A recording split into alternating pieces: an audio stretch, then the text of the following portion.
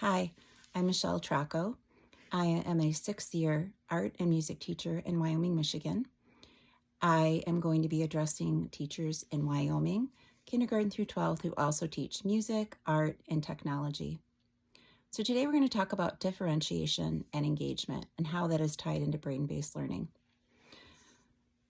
So Wyoming is a Title I school. We have many students with many different needs and disabilities. We're seeing more and more of these needs as the years progress. And I'm going to talk to you about what differentiation and engagement is and how I use strategies in my classroom to help with this. So differentiation, I've given you a definition of this, but I want to talk to you that differentiation really emphasizes meaning. It maintains a safe learning environment. It creates student-centered learning environments, and teachers, we need to be flexible in our teaching approaches.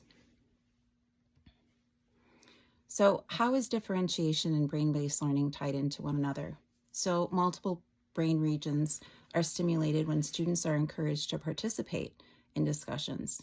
So in art and music, there's so many different ways I can use these brain-based learning techniques to get students learning differentiated and also have them very, very engaged. So I'm going to talk to you about a couple of those strategies I use. So in both of my subjects I teach, I take assessments of students' abilities, and for music, I place them into groups. I chunk information for these students and break it apart for them. We do a lot of small group activities in music using different types of music from different genres, and we also explore instruments. Moving on to art, I do a lot of more choice-based activities with different art supplies, different techniques, and students are allowed to be creative in their own ways. By doing these things, it gives students a great deal of ownership in their work. So other things that I might do in my classroom is provide multiple opportunities for practice and reinforcement with the students.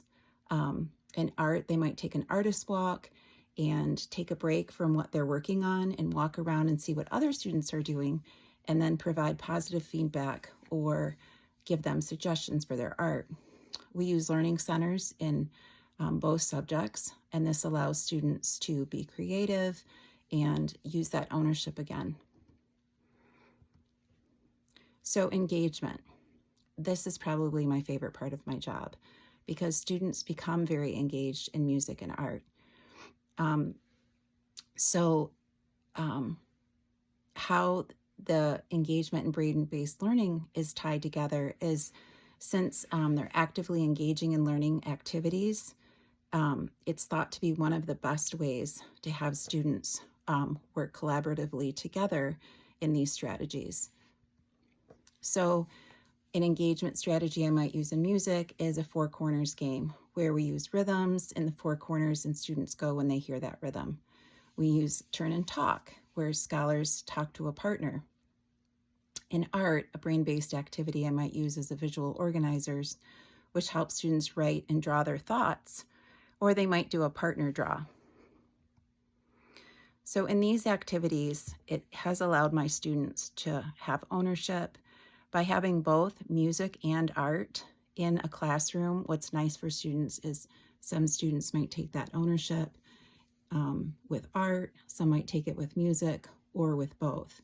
And the creativity that I'm allowing with this type of learning is making my students feel that something belongs to them, which creates such a positive environment. Thank you.